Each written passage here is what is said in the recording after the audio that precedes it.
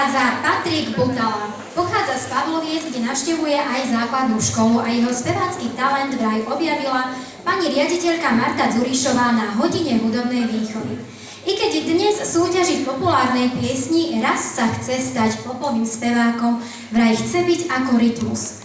No krstné meno už má ako Rytmus, pretože on je takisto Patrik Vrbovský, ale vraj sa mu nepáči Dara, jeho Julka je vraj krajšia.